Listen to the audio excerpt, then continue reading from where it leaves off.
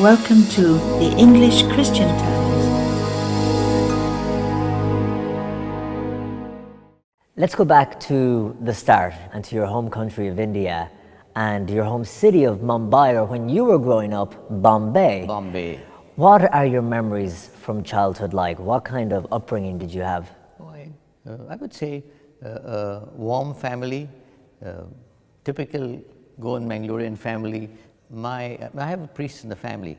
My father's two brothers are priests, my mother's uncles are priests. There were priests in and out of the house, always.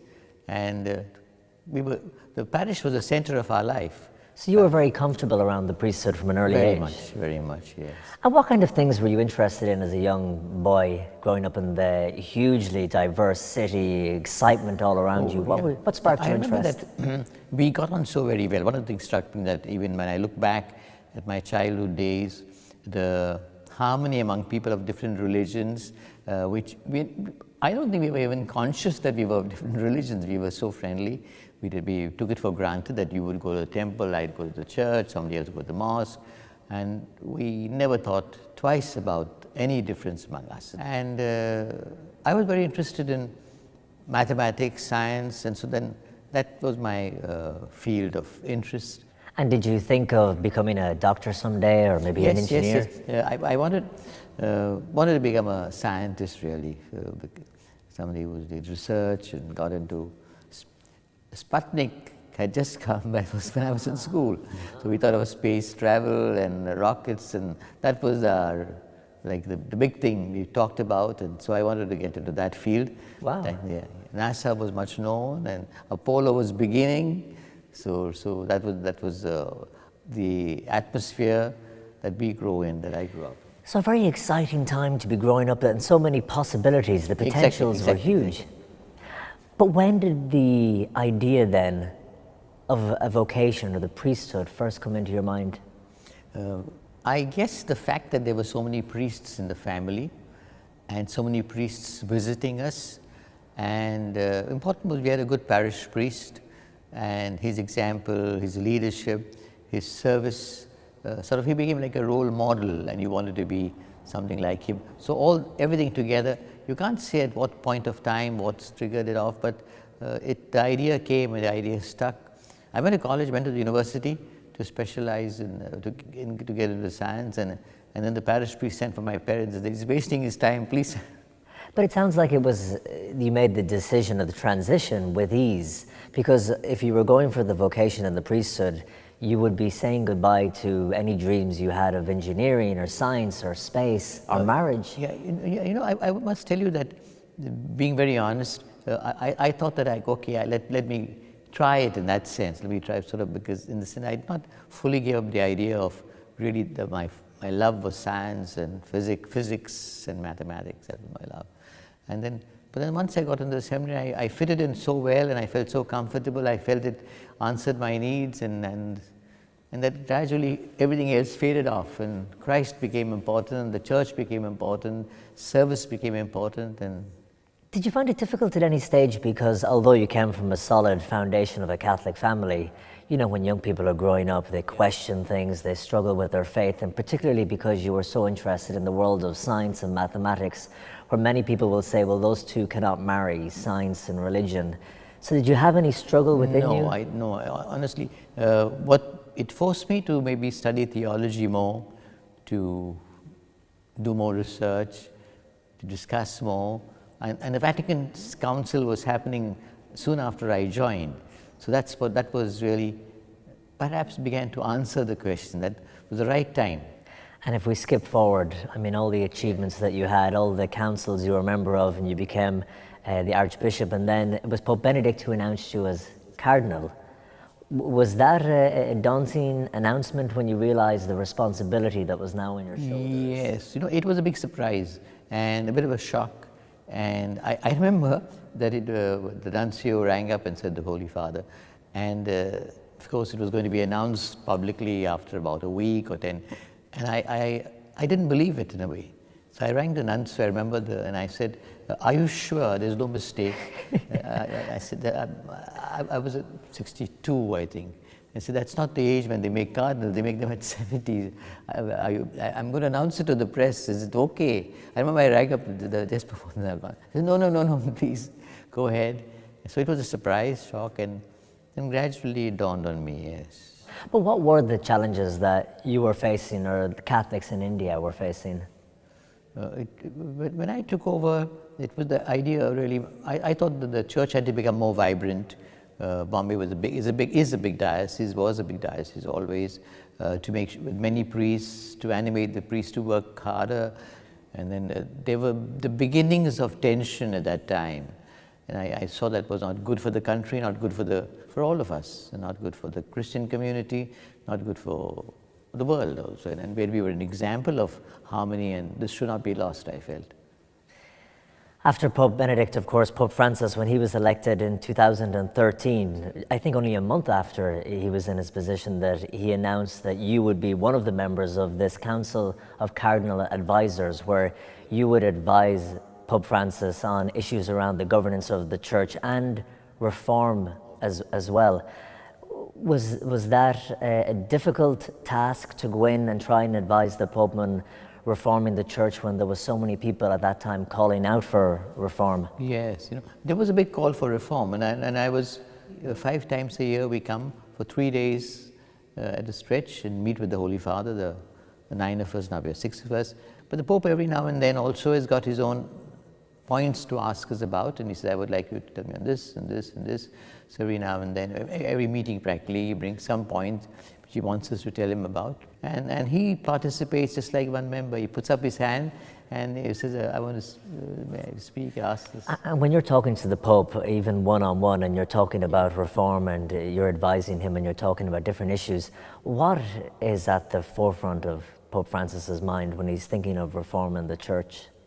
Yeah, he really wants to see what's best for the Church. I mean, does passionately.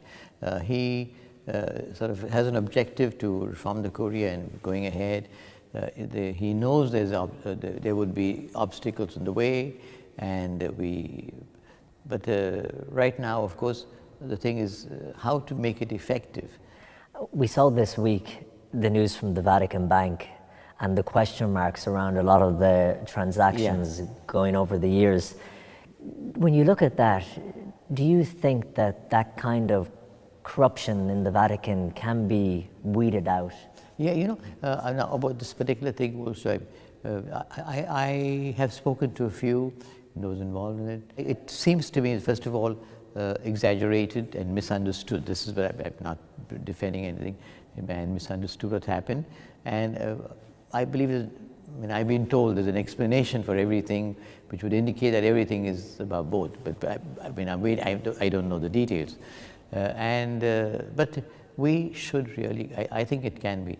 There was lack of supervision perhaps before, but more communication, less secrecy, and more checks and balances, transparency, accountability. That's so important now. And I think we must get that back into every system in the Church. When you look at the Catholic Church today, and let's say when you became an advisor with Pope Francis back in 2013, it's not a long period of time, but at the same time, a lot has changed in the Church, and Pope Francis has just brought around a lot of changes, even with how the Church is perceived. How do you think the Church has changed over those years around the world? I think people are aware. I think he's given us assurance, a guarantee that there's not going to be no cover-ups. I'm not saying there were before, but there's no cover-ups. And no one will be protected because if anybody's done something wrong, he's got to pay the price, he's got to answer the right questions. Let's talk about the Synod. Yeah. Because here we are sitting in Rome just at the end of this 4-week Synod. What did you think about how the indigenous people were treated when they were here in Rome? I know there was some controversy around the statues and what they represented and what they didn't represent, and then someone threw them into the river. When you see that news happening around the Synod, how does it make you feel? Yeah, I was surprised. That people with little knowledge, little understanding, we overcome it and we go ahead.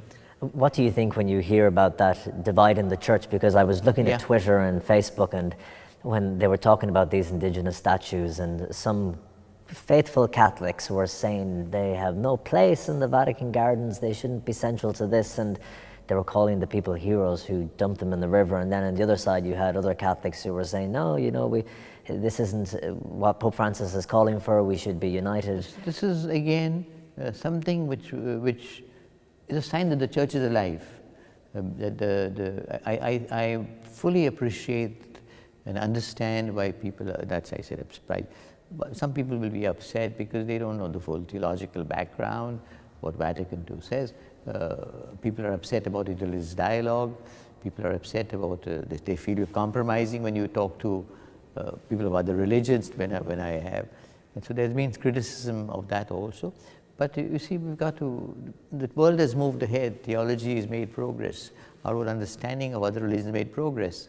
And there's so many, the Vatican Council has said there are good things in every religion, for example, no?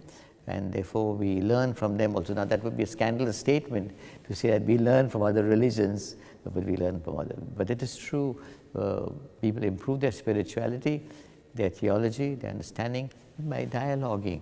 Now, so what I'm saying is that this is something because understandable with people who have not reflected enough, understood enough, and there should be more communication, more education, more reflection, and more trust. The final document has been put together. They're voting on it this weekend, and then it will be announced. In that final document, which will go forward to Pope Francis with suggestions on how to help and serve better the Catholic community in the Amazon region, what parts of that do you think are very good from the document you've seen? I think what's strong and clear is the cry of the indigenous people who are being exploited, who are being taken advantage of. But that's come out strong and clear.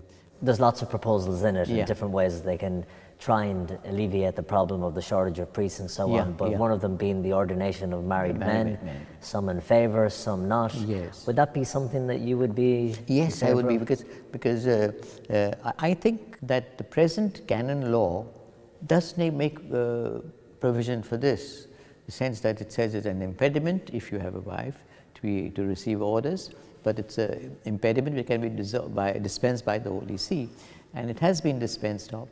But I think there should be very clear criteria, conditions put. It should not be a one man's decision, the whole conference must decide. I think certainly there is a way forward. Without celibacy so important and has to be retained, I think it's got to be preserved and protected and reinforced. But then there certainly are cases where you can give a dispensation. And that dispensation, could that be applied in other parts of the world, like let's say your home country of India, where... No, I mean, that's what I was saying. That's why that's the reason exactly why I said this should be a decision of the conference. The whole country must decide. And the Holy See, which gives the dispensation, must be convinced that the reasons given by the country are adequate, and then the application should be not from one bishop, but from a group of bishops, a province. And can you understand, again, when I was reading on social media, people are fearful that it's going to take away centuries of church teaching and culture. And when we had so many Anglican married pastors coming into the church, the Pope Benedict allowed, we gave a dispensation to get them, have them ordained in the Catholic Church. And we found a way, a modus vivendi, and it's working in certain areas. Therefore, you must be aware of the challenges, the dangers, and make sure it's a very select area where you're applying this. I think very clearly the bishops of Africa would say that this would not, we don't need this. In India, I would say we don't need this. And I think in Europe also, it's a different reason. But here, it's when they receive the sacrament once a year, twice a year, that's all. And then there is a real need, and then we can, a temporary solution for we hope, a temporary problem. I know you spoke as well about the role of women in the church too. You were saying that you could see them as having a more so much managerial role in the parishes. Absolutely. I mean, I'm surprised that we. That's why I'm saying, if there were only a group of theologians, canonists, scripture scholars who studied together, we would find so much for.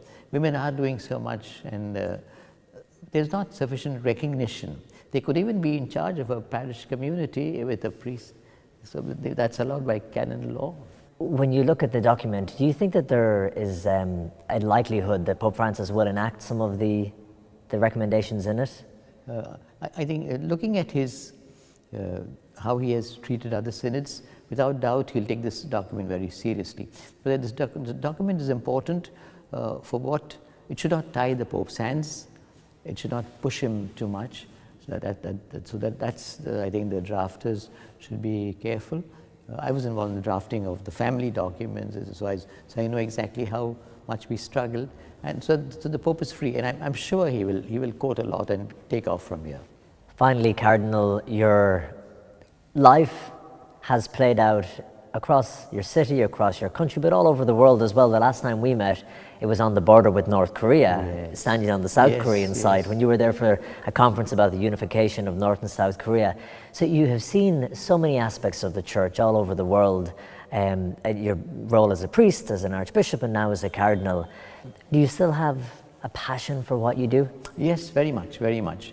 Perhaps the passion is getting stronger. Really? Yes. I feel there's so much to be done, and the church has got a role to play everywhere. Christ must be proclaimed everywhere. I really have a passion for reconciliation, for peace, for unity, for harmony among peoples. I really do.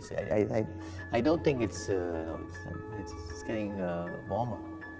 And what would your hopes and dreams be for your church in your home city of Mumbai and your home country of India? Well, I know the church which is fulfilling its role, church which is confident, church knows what it has got to do, the church which is doing what it should do. The church is 2,000 years old, and it has had problems at the very beginning, and therefore I would like the church to be vibrant, to really make a difference in the lives of the Catholics, Christians, and all religions in the country, to be at the service of the country. Well, Your Eminence, it's been a pleasure talking to you, and thank you for your time. Thank you so much.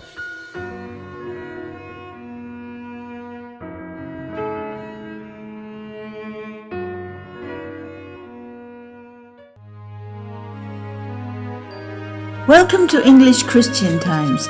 This is your YouTube channel. Please subscribe to this free channel. Press the bell icon and share it with all your contacts. You can also post it in your Facebook and WhatsApp groups and other social media. Thank you for spending your valuable time with us. Once again, welcome to the English Christian Times.